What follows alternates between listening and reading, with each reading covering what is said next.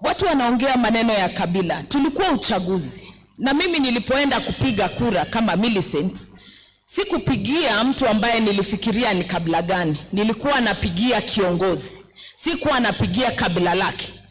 Na hata ikifika hiyo 2022, tutakuwa tunapigia kiongozi. Hatutakuwa tunapigia jamii.